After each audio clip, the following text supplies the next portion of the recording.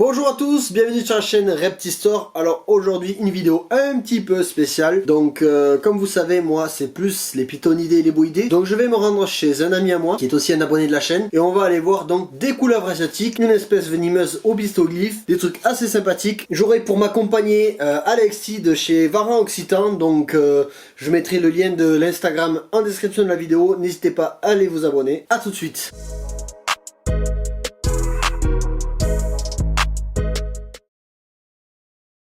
Donc on vient d'arriver chez Julien.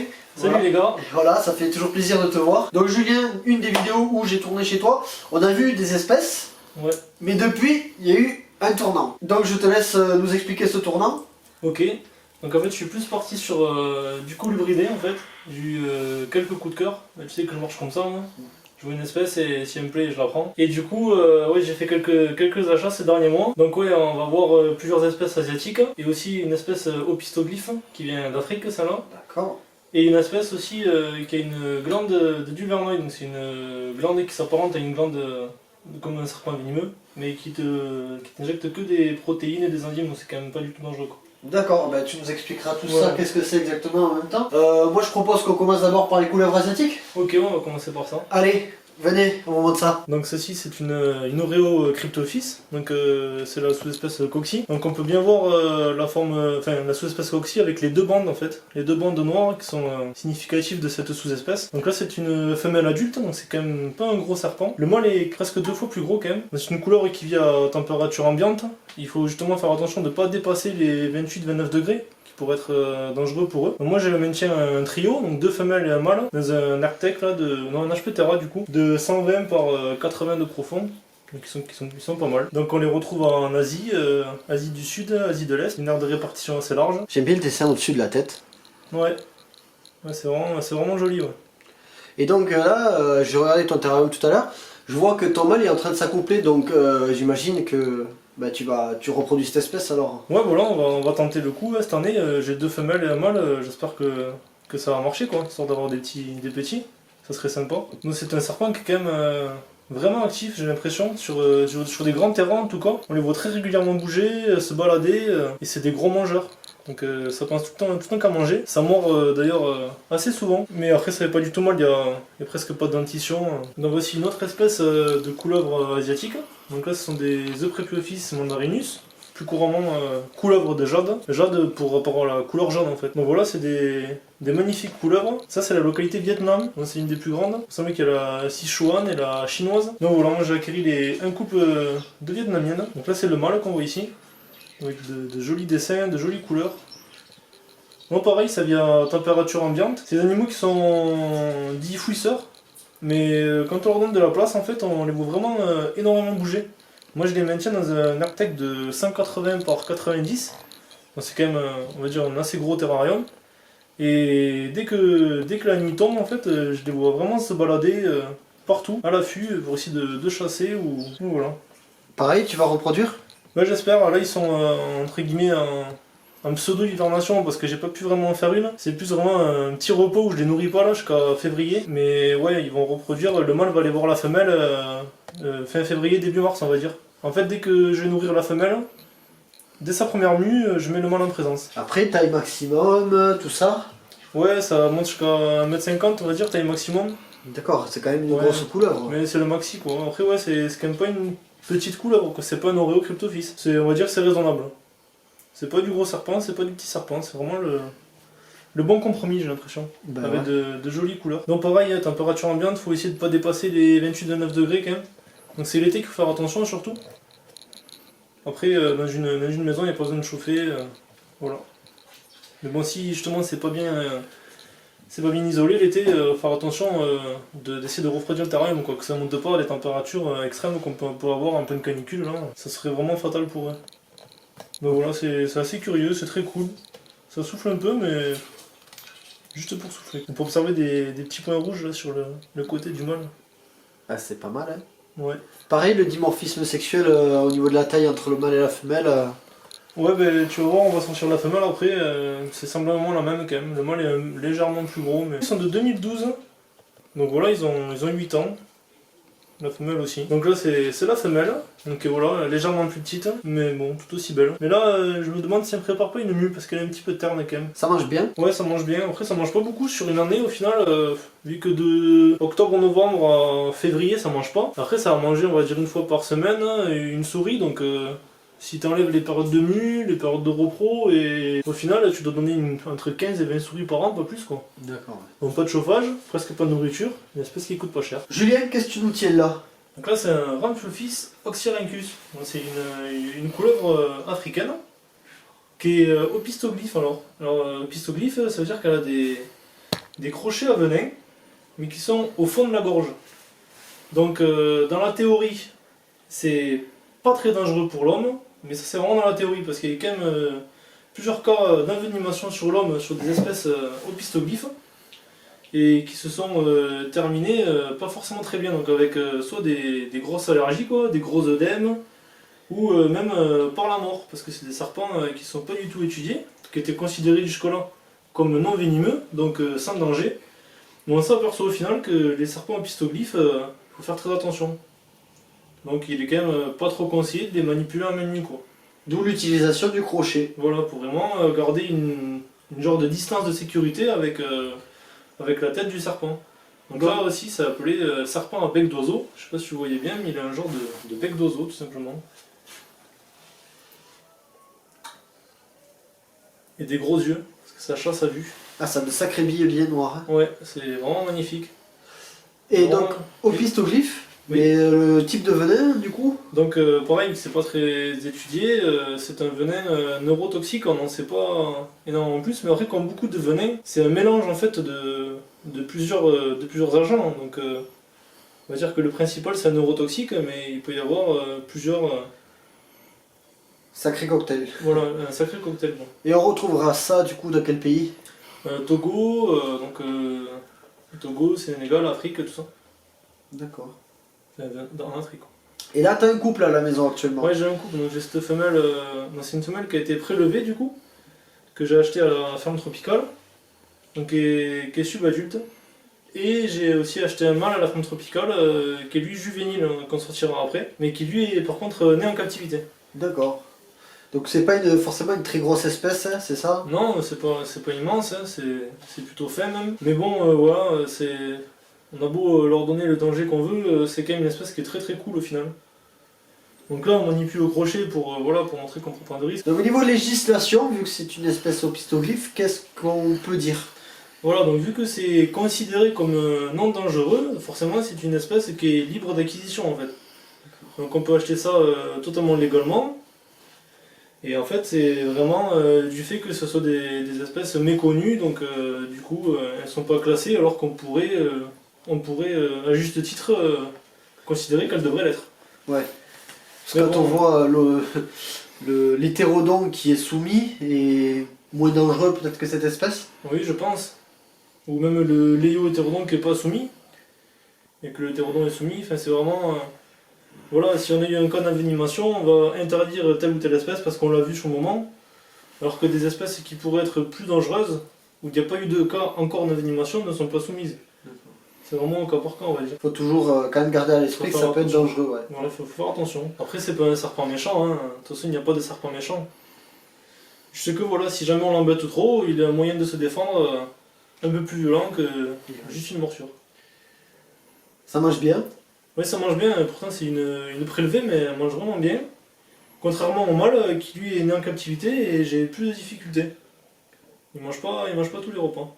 Donc de la reproduction prévue aussi sur cette espèce? Bon, j'espère, après je les ai achetés, et je suis pas sûr à 100% du sexe, donc Ouais. c'est vraiment pour le plaisir, j'en ai deux. S'il s'avère que c'est un mâle et une femelle, tant mieux.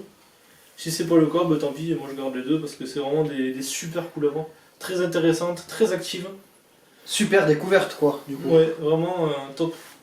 Et je me rappelle, j'étais là quand tu les as achetés, puisque on était allé filmer sur Paris, donc je vous mettrai le lien de la description dans la vidéo.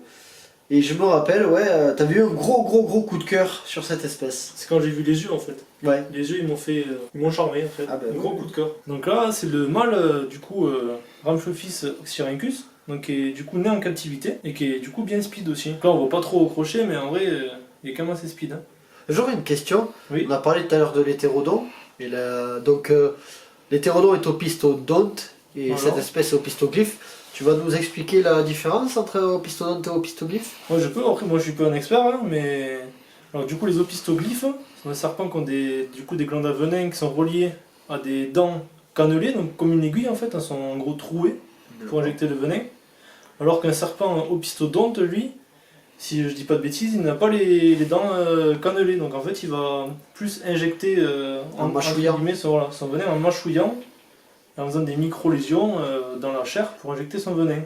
Mais il n'a pas de crochet cannelé. Et là, on va parler du coup d'un autre type de serpent avec des glandes du verneuil, c'est ça? C'est ça. Eh bien, on va voir ça tout de suite. Alors, ça, c'est bien sympathique. Ouais. C'est une tête bien vénère. Peut-être bien atypique, ouais. Qu'est-ce que c'est? Attends, souffler. C'est un Spalerosophis diadema, donc une couleuvre à diadème. Là, on est face à un mâle qui est quasi adulte. Donc, c'est un serpent. Tu verras, le terrarium, je le maintiens sur du sable. Une température assez chaude, 45 degrés au point chaud. Voilà, qui est pas très content. Et du coup, il a une particularité, c'est qu'il a ce qu'on appelle des glandes de Duverneuil. Duverneuil, c'est pour le scientifique qui les a découvert. Ça s'apparente à des glandes venimeuses, ça a les mêmes tissus, mais ça ne t'injecte pas de venin à proprement parler, ça t'injecte que des enzymes et des protéines. D'accord. Donc qui sont Pour la toujours digestion? pareils. Voilà, c'est ça. Et qui sont toujours pareils. On dit que c'est pas dangereux pour l'homme, mais bon, parce qu'en fait on a zéro recul dessus. Je pense que quelqu'un qui se fait mâchouiller, il peut faire une réaction allergique. Ouais. Peut-être un œdème, un truc comme Un ça? œdème, ouais, voilà. Une main qui gonfle. Une allergie, il faut peut-être faire attention quand on est allergique, peut-être? Ouais, je pense qu'il faut faire attention quand même. C'est pas des serpents à mettre dans toutes les mains, malgré que on va dire que tout le monde les considère comme non dangereux, et c'est autorisé à la vente, mais voilà, il y a quand même cette glande qu'il faut prendre en considération. On sait pas tout sur ces serpents. D'accord. Donc pareil, t'as un couple? J'ai un couple, voilà, que j'ai pris notre ami en commun. Ouais. Et Et celui-là, c'est l'égyptien du coup, c'est ça? C'est ça. Parce qu'il y a l'israélien, il y a l'égyptien, Voilà. et le cliffordi, je sais pas lequel C'est c'est. ça. Il y a plusieurs. Diadema cliffordi, diadema, il y a plusieurs sous-espèces. Toi, c'est lequel? C'est le cliffordi. D'accord. Ça me fait penser un peu à du pitio. Ouais, mais le comportement, ouais. Le pitio est quand même un peu moins énervé quand même. Mais ouais, niveau souffle, ça rappelle un pitio fils. Même les couleurs un petit peu comme ça. Juste la tête qui est vraiment plate. Ouais. C'est une tête bien vénère. Ouais. Et ça mange des proies vraiment très grosses par rapport à. Enfin, on dirait pas, mais ça mange des souris, des grosses souris adultes quoi. Ça c'est quand même assez fin. Et là, quel âge il a celui-là? Celui-là il est de 2018. D'accord. Donc il a 2 ans. Et ta femelle? Ma femelle elle est de cette année. Enfin non du coup elle est de 2020. Parce qu'on est en 2021. J'espère que ça vous plaît, donc puisque vous verrez pas chez moi les couleuvres, malheureusement.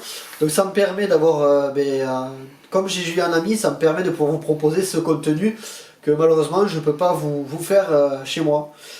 Voilà, donc j'espère que ça vous plaît. Dites-moi en commentaire dans tous les cas. Si vous avez des espèces de couleuvres asiatiques, au pistodonte, au pistoglyphe, vous mettez ça en commentaire. Et j'espère vraiment que pour diversifier le contenu que ça vous plaît. Alors qu'est-ce qu'on a là? C'est toujours pareil. Du coup c'est pareil, c'est une Spalerosophis diadema du coup. Donc qui a ouais, une petite année là. Et ça mange de la sauteuse ça quand même. Il y a quand même, ouais. Ouais quand même. Moi c'est un comportement que j'aime bien, c'est un peu sur la défensive, ça souffle bien, c'est rigolo. Mais bon après voilà, toujours pareil, une fois en main, c'est super calme quoi. Donc ça on en avait parlé dans la première vidéo où j'étais venu chez toi. Mais Oui. ils ont bien grossi donc... Ouais ils ont bien grossi ouais, bah, plus d'1 an après quoi. Ben ouais, Donc, presque. Ouais. Pitchophis catinifera sailly. Bon, c'est du classique. Hein. Fait que maintenant, sur les Pitchophis, sur les Menalonicus surtout, il y a beaucoup de phases en fait. Ça commence à évoluer beaucoup. Là on est sur du Het albis, c'est ça? Ouais, on est sur du Atalbi, bon, ça ressort pas sur eux, mais ouais, donc une couleur qui est. C'est pas une élève carinata, c'est sûr, mais c'est quand même assez caréné comme serpent. Donc bon, ça bouge bien quoi. C'est pas agressif, ça souffle un peu étant juvénile quand même. Là, on est sur de l'américain du coup. C'est ça, ça vit aux États-Unis. Une aire de répartition assez large quand même. Là, c'est ton mâle ou ta femelle? C'est. Alors moi je le reconnais à la tête, je les connais un peu. Là, c'est le mâle. Alors apparemment, on pourrait les reconnaître aussi avec la queue, mais bon, je suis pas assez expert là-dedans. Donc, repro cette année aussi. Voilà, ils sont ensemble là, les deux sont dans un Arctec là. Pareil que l'Amanda dans un 180 pour 90. Histoire qu'ils aient un petit peu de place quand même. Parce que ça bouge bien, ça comme serpent. Surtout si on le nourrit pas trop, parce que je pense que c'est un peu le. Bah, c'est un peu le problème chez beaucoup de serpents, on les nourrit trop. Ouais, bah, en captivité, c'est clair que. C'est ça. Donc en fait, si on les nourrit convenablement, ils sont souvent à l'affût, en train de chasser, de bouger. Ouais, j'aime beaucoup la coloration de la queue par rapport au corps, je sais pas si on voit bien. Ouais, limite la queue est plus jolie que le corps. Ouais, c'est ça. Ce côté un peu tigré, ouais, ça reste des couleurs assez balèzes quand même. C'est pas un heureux cryptophysque. Et donc pourquoi serpent taureau? Bah, serpent taureau parce que ça bluffe beaucoup, quoi, ça souffle beaucoup, mais au final ça mord pas très souvent. Et ils aiment bien s'enfuir aussi. C'est pas trop considéré comme un serpent fouisseur, mais je les retrouve souvent vraiment bien enfouis dans le substrat. Pour le plaisir, puisque dans la première vidéo chez toi Julien on l'avait montré, Ouais. donc pour montrer l'évolution de cette petite femelle viridis, Voilà. non pas viridis, Morelia azurea, voilà, donc localité Biac. C'est ça. Peut-être montrer la queue bleue, mais alors d'un bleu magnifique, je sais pas si ça se verra bien à la caméra. Voilà, donc pour montrer la petite évolution, qu'est-ce que tu peux nous dire de plus? Bah, c'est des serpents vraiment magnifiques. C'est super cool à maintenir. Ça mange super bien. Ben, elle vient de chez notre ami David, chez qui tu as filmé il y a pas longtemps. Ouais, ben je mettrai le lien de la vidéo. Donc on a dû voir le papa et la maman sûrement dans la vidéo. Oui. Et voilà, donc elle est de 2019. On a bien évolué. Une femelle, on l'a Une séché femelle, l'autre voilà. jour. Oui, c'est ça, c'est toi qui m'as sexé, une femelle. Donc là, elle est en mue, elle est un petit peu plus terne que d'habitude.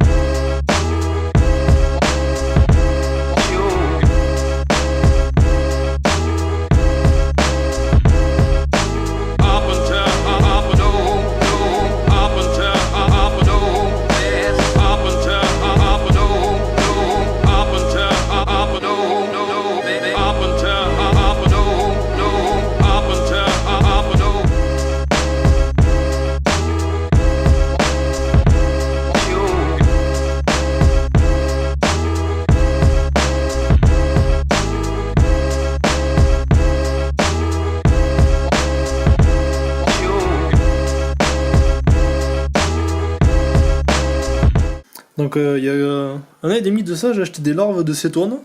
À la base, je devais les donner à manger à mon pogona. Au final, je les ai gardées. Et ça m'a donné ça, m'a donné du coup des cétoines, hein, des cétoines dorées. Je trouve ça assez joli. Donc là, en fait, c'est un scarabée. C'est ça, c'est un coléoptère de la famille des scarabées. Donc c'est une espèce commune en Europe. Et voilà, ça fait adulte entre 15 et 20 mm, quoi, 2 cm maxi. Donc là, t'as quoi? Des Oniscus acylus. Donc c'est des cloportes. On va essayer de voir si on en trouve. Souvent une racine. Ah Tiens, ouais. là il y en a pas mal. Oh, ils sont jolis ceux-là. Ouais, ils sont jolis avec des petites taches jaunes là. Ah, tu m'intéresses là si t'arrives à les reproduire ceux-là. Ben j'espère, on va voir. Ah, la petite mise au point à faire.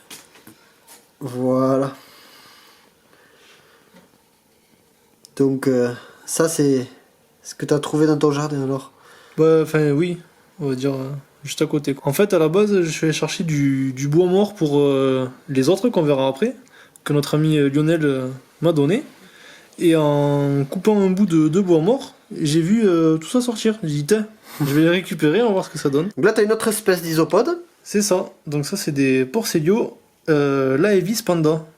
Donc c'est Lionel, chez qui tu allé filmer aussi, qui me les a gentiment offerts. Ah, il m'a filé un peu de sa souche aussi. Je sais pas si on voit, il y a un bébé là. Ah ouais, il me semble en avoir vu vers là-bas aussi. Dessous la grosse. Ok, d'accord. Donc il n'y a rien du tout. Si, il y en a une là. Regarde.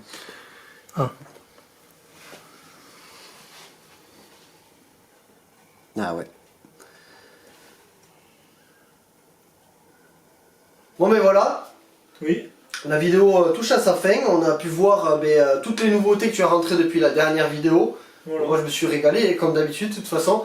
Je tiens à remercier Alexis donc, qui m'a accompagné, donc qui m'a tenu compagnie pour la route et qui s'est occupé de la technique. On va dire ça. Voilà, donc Alexis de chez Varan Occitan, je vous mettrai son compte Instagram juste ici pour les fans de Varan et surtout restez connectés parce qu'il va se passer des choses avec lui et la chaîne YouTube.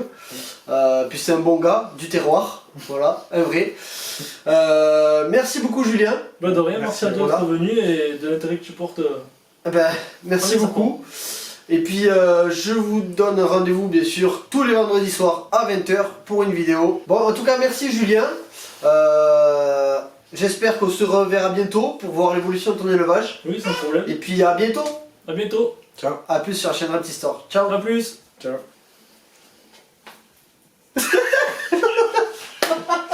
On va la refaire. Ça nous a choqué là. Je sais pas, il s'est tourné. On s'entraînait pas ensemble. En plus, il m'a mis de la main gauche, c'est grave. On va passer à C'est pas Covid. Ouais, en plus on a pas le droit de ça. Déjà, licence sécurité. Tout est remis en question. Bon. J'essaie de ne pas le regarder mais je le vois à l'écran.